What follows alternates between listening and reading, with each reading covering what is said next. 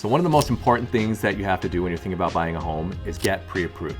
If you don't, people literally will not lend you any money. I'm not asking you for tens of 20, $30 million. I'm just asking you for a little bit of help. That's why I'm gonna give you a behind the scenes of an actual approval that I just did, so you can see exactly what this looks like and how to go through the steps. Now I have another video that gives a step-by-step guide on the process, and maybe that's what you're into and what you wanna see. However, in this video, I'm gonna actually show you exactly what it looks like. So let's get into the video. Now I know that you can't see this, but I'm ringing up the Zoom right now so that we can connect. So in your mind, picture ring ring. Hello, Mark. Hello. Hey, this is Sam Sharp over at Rate. How are you? What's up, Sam? I'm good, man. How are you? I'm well. Is this still a good time to connect? It is, yeah. I made some time for us to talk. I appreciate that. You know what? The good news is I like to keep this straightforward and easy. I think that's better for everyone involved. So as I walk through this, it's important to note, I do work with a lot of first-time home buyers. I've set this up systematically so that each part makes the next part easier to follow through. I want to make sure that there are no surprises and that we're able to figure out how to get you where you want to go and qualify for the best possible terms in the easiest manner. So using the least amount of documents to get you the best terms, so to speak. So it's much more efficient this way, which I think you'll come to appreciate as we go through the process. Okay, so jumping in. There's 3 things that go into getting a loan approval. These 3 things will determine basically what type of loan you can take out, how much you can afford, what those payments look like, your interest rates, which I know everyone wants to know about. We'll also be able to help you determine your closing costs. This also allows us to see if there are any type of incentives, down payment assistance programs, or other first-time homebuyers programs that we can use. We want to make sure we do this right out of the gate. You're only a first-time homebuyer once, technically. So jumping right in, we're looking at your credit, your income, and your down payment. Let's talk through this a little bit. This way I have a better understanding of what we're working with. As far as down payment goes, how much have you set aside to purchase a home? That's a good question. So we've been saving up a little bit, and over the past few years, I want to say we have anywhere between 12 to 15,000 that we can do as a down payment right now. Okay, that's good. Do you have an idea of the price range you're hoping to look at for your new home? Honestly, I'm coming to you like completely oblivious, right? My real estate agent was like, "Yo, go to Sam. He's gonna get you squared away. Once you're done with Sam, then we could potentially go look at houses because he's gonna help you figure all that out." So I don't have a budget in mind. I do know that we want something with at least 3 bedrooms. Okay. Because I work from home time to time, as does she. I'm a marketing coordinator, so sometimes I'm at the corporate office with the team and sometimes I'm just working from home. So it would essentially be a room for me and her, a room for the youngin that's on the way, and then someplace that we could potentially work. And if we end up wanting to have more babies, oh boy, that's a thing. Yeah, that could be a room for them. So that's where my head's at, but I don't know how much exactly I'd want to spend. Okay, that's okay. We can work through that. I mean, it's easy for us to work backwards from this. I mean, ultimately, we'll be able to determine how much you can afford and what you can be approved for. And I think one of the more important parts is making sure that the down payment that you have, along with the price point that you're considering on a property, we ultimately want to make sure that that allows for a monthly payment that you're going to be comfortable with. Because that's going to follow you. The joke is that the new car smell of owning a home wears off very quickly. You may think you hate it now, honey, but where do you drive it? So I want to make sure that you're in a position where this doesn't compromise your lifestyle. We don't want any regrets. There's a lot of situations where you might find something, 2 years later, it's starting to put a strain on things that you otherwise like to do. That's part of what we're talking through. Now, given that your position right now, you're renting, how much do you pay in rent? Right now, about 1,200. 1,200. Okay.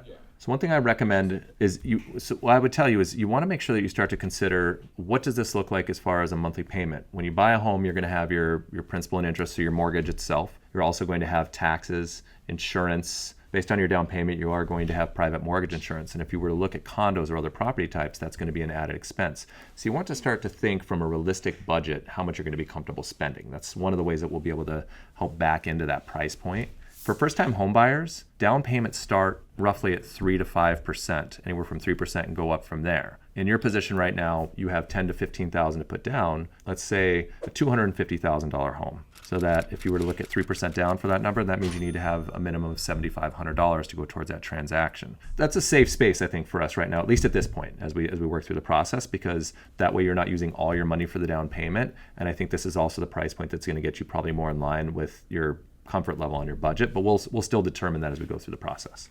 Yeah, and I didn't mention this earlier, but maybe it'll be helpful to you because of, new baby, new family. Both of our parents are willing to help out with Okay. some of the expenses that are required. I don't know how much that's going to be, but that's something that we might be able to. I don't know if that's even possible, but I'm just letting you know that my mom and her mom has told us that they're willing to contribute in helping us purchase the house. That's great news. And I mean, of course, if they're giving you money that you could use towards a down payment, that could make a big difference because your monthly payment is not just based off the price of the property, but it's based on how much money you borrow. So one way to have a lower monthly payment while still maintaining a higher price point that can help you find obviously a bigger house and the things that you want could be a larger down payment. So as you talk through with them, if that's one of the options, that's something to consider. Now you mentioned your job, right? I followed through on that. In your positions, are you paid a set salary? Yeah, so I'm a W-2 employee Okay. with this marketing agency, and right now I make about 75 Okay. a year. Great. That's pre-taxes. And like I said, she's a clinical social worker while getting her degree. So she's actually, again, I don't know if this qualifies as payment. So she's getting paid to teach at the university while getting her degree, and she also has a full-time clinical job. And that job, she's right at around 60,000 a year. Got it. Okay, so combined household about 135,000. When it goes to lending, ultimately what we're looking at is we want to make sure that no more than 45% of your total monthly income goes towards your total monthly debts. And when you think about that, that's crazy flexible. I mean, you're in a position where this is pre-tax, so we're looking at how much you make up front. After taxes, you're obviously left with a lot less than this. But Right. yeah, I know it's crazy to think about because when you take taxes off the top, cost of living, expenses, food, everything that you need, formula for a baby, it's expensive. I got to tell you that. I have Tell me two about it. kids. I've already been down that rabbit hole since I heard about it. Yeah, it's expensive. So we want to make sure that from qualifying perspective, we'll look at that 45% as a guideline, but then we also want to make sure that monthly payment is something you're comfortable with. Now, based on what you're looking at right now, do you have a lot of other monthly expenses, car loans, student loans, credit cards, things like that? Not really, dude. I'm a child of immigrants, so I'm driving just my paid for Corolla. So that's what I'm. I like to keep it. I like to keep it pretty lean as far Okay. as the expenses. A few credit cards here and there. The balance on those doesn't usually, and we don't have we're not carrying crazy debt on it. It can be anywhere between like $500 to $1,000 a month as far as what we're paying using the credit card, and then just like bills. Okay, got it. I mean, that's good. I mean, that means you don't really have much that's going to be factored in other than your housing payment. So your principal and interest on the loan, taxes, insurance, these are factors we'll look at. But based off of your household income, this is going to give you roughly about $4,500 to go towards your total monthly debts. Now, obviously, you're not looking to spend anywhere near that amount. And I'm not trying to encourage you to spend more money. But what we want to do is we want to accomplish having an understanding of two key aspects of this. We want to know what your affordability is and your approvability. Your affordability is how much you're going to be comfortable paying on that mortgage. Approvability is different. Approvability is how much can we lend you? And again, it's not to encourage you to spend more money, but inevitably what's going to happen, you're going to get out, you're going to start looking for homes. You're going to call me on Saturday at 4:30 p.m. to get an updated pre-approval, and final offers are going to be due by 6 p.m. and we've got to move quickly. Now, we find out that the property is a little bit more than what you were originally considering. Well, I don't want you to have to go back through the process. So what I do is I have a clear understanding of what your maximum payment is. So if you look at a property, you come back to me with this address, I can run the numbers for you, and as long as it falls below that monthly payment, I can issue an approval in minutes rather than waiting for my underwriter who's maybe not working that weekend. So we're going to set this up to make sure you have a clear understanding of your affordability and your approvability. Credit-wise, if you had to take a guess, or maybe where would you say your credit rating is? I'm personally low 700s. Okay. I think my wife is the same. I'd have to get you like an accurate, like most recent one, but Okay.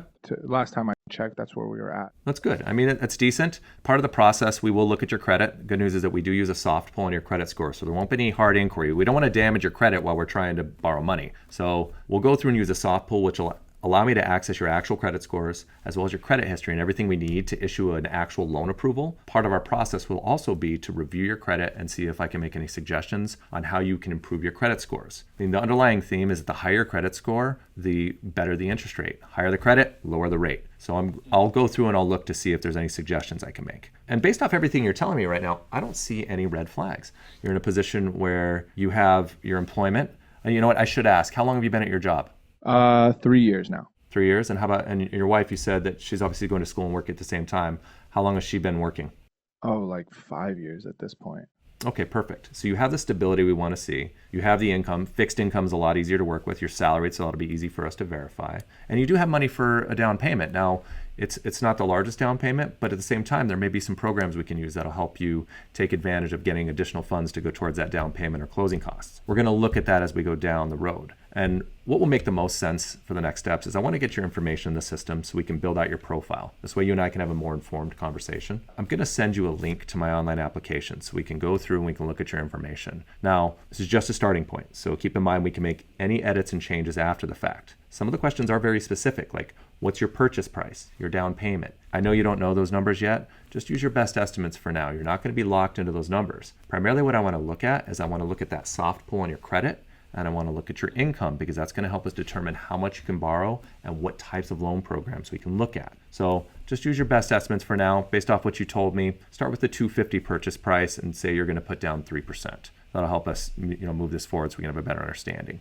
When you complete that link, I'll receive an email on my side, and when that comes through, we're going to review everything. My underwriter will look at this directly to determine if there's any missing information or anything we need. And if we need a follow-up call, we'll set up a call directly after just to make sure that we have everything we need. From there, we'll send you a checklist of all the documents we need. This could be your income and asset statements. Let's call this show me the money, right? I want to make sure that you make what you say you make, and I want to make sure you have the money that you need to make this work. We may be able to verify some of that income through the automated system. So I'm not going to ask you for a bunch of paperwork up front. Instead, we're going to review your information, review everything that we need, verify what we can, and then send you a specific list of what we need only if necessary. It's much more efficient this way, which I think you're going to come to appreciate as we go through this process. Now, regardless, once we have everything we need, we're going to send you a basic approval package, and then you and I are going to reconnect, and that's where we're going to talk more in detail about, again, the types of loans that you can qualify for. We'll talk about interest rates and talk through, what those look like based on your situation. Rates change every day throughout the day, but I'm going to be able to give you a better idea of what options are available to you now to help us prepare that budget. We'll also go through and we'll talk about those loan programs, first-time home buyers programs, or anything that we need. I'll send you a detailed breakdown of all the closing costs. It's really important. You need to know what your total cost analysis up front, right? You're buying something. What does it cost? So we'll send you a breakdown. We'll talk through that, and then we'll talk about the process in general. So the goal here is to not just provide you with a loan approval, but it's to provide you with a better understanding of what your budget is, what your options are, and then how to move forward if this is something you want to do. Any questions on this part of the process? No, I think if I'm understanding correctly, you see us as a good fit, and now you just have to figure out, I guess it just reminds me of just like with anything, like if I were to go to the bank and ask for something, they would probably require the same amount of information. So for you to basically nail down what we can buy, right? Am I understanding right? Yep. This is going to help me figure out what your buying power is and how to help you get where you want to go. Cool. I think the only thing that, and I'm glad earlier you said, I don't see any red flags. I think if I'm concerned about anything, it's just my student loan. Okay. I have about $30,000 in student loans that I'm paying. It's part of that. Remember how I told you the credit card, the usage can go anywhere between like $500 to $1,500. That's already part. Okay, that's good. I guess that's the one thing that we're like, is that going to be a ding? Like, does that make us less qualified? Do you even know that answer? Unfortunately, I don't know that answer, and that's what we're going to be looking at when we use that soft pull on your credit. I'm going to have a better understanding of what your accounts are and what those monthly payments are. One thing I will tell you with student loans you have to watch out for, there's a lot of student loans that are deferred right now, which seems like it feels great up front, but it may not serve you so well later on, because what happens is that interest can still build up, and all of a sudden your balance on your student loan could actually exceed the opening limit. That can damage your credit score, and that may be one of the things we're looking at when we look at your credit on ways to improve that further. But we won't look at that yet. I don't want to make this confusing. There's so much information, but at the same time, that's part of what we'll review. I'll look through your credit, see what these accounts look like, and ultimately how much of that we have to count against your qualifying ratios. qualifying ratios again are how much of your income is going towards your total monthly debts. So that'll be TBD. Okay, cool. Perfect. All right. Well, I appreciate it. Thanks for making time and connecting. I'll go through. I'll send that link over, and we'll reconnect after you've had a chance to look everything over. Sounds good. Thank you so much, Sam. Yep. Take care. Alrighty. Bye-bye. All right, so what you just watched is a detailed breakdown of the experience that you'll actually go through when you're getting approval. In case you missed it, what we're focusing on is your credit, your income, and your assets. And going through with your credit, we're also looking at your debt. So it's important to know this is what lenders want to know. This is how we're going to be able to help you get where you want to go and make sure that you can get the best possible loan terms. Now, if you're someone who's thinking about buying a home and you need help, I want to help you. Click the link below. Let's schedule a time to talk and we can go through this exact process and find out if you're where you need to be, how you can get where you want to go, but ultimately we can put a plan together to guarantee that you're going to be in the best possible position.